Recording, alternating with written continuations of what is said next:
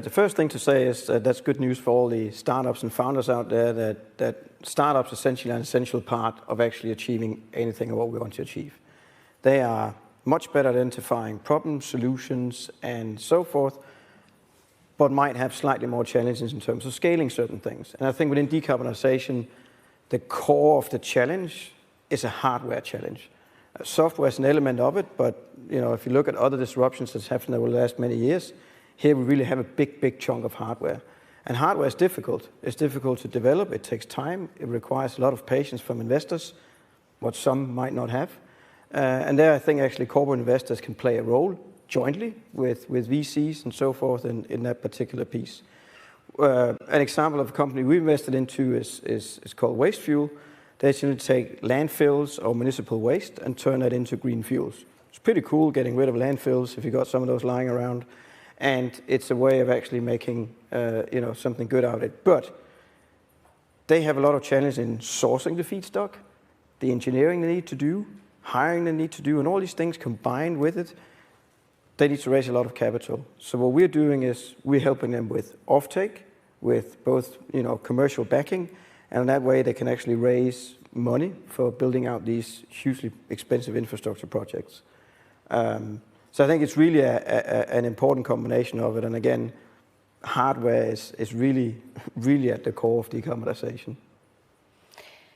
So does this mean startups do need corporates in order to succeed? Because usually, venture companies are rather skeptic to invest in hardware. No, I don't. I mean, I think that would be the wrong conclusion to draw. But I think there's some healthy element in bringing someone in who, jointly with other investors who've actually been running assets for years, who's been part of innovating on a hardware base for years, and who might also have a slight more patience, especially again on some of those situations needs to be done. I think it'll be foolish to have a complete 100% corporate funding of it, because then I think you're missing a little bit of the that the VCs should put into it. So a healthy combo of different aspects and knowledge around the table. Okay. So looking at the startup side of things, how easy is it to collaborate with the corporates? Yeah, so I guess I should probably just introduce myself and Aklimate briefly before I jump into that question. So I'm Maersk Fischel. I'm obviously the founder of Aklimate. Essentially what we do is we help large companies support thousands of their suppliers on their climate journeys. So we provide the platform that they can give out to their suppliers and get them started on measuring their carbon emissions, reducing that over time, and reporting on it. So hopefully that gives you a bit of context. And we are working with 2 of the Fortune 500 right now.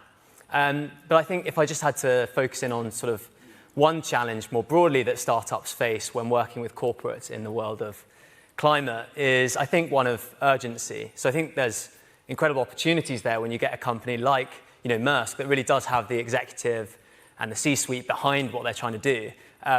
Contrary to popular belief, corporates actually can move really quickly and get things done at great scale.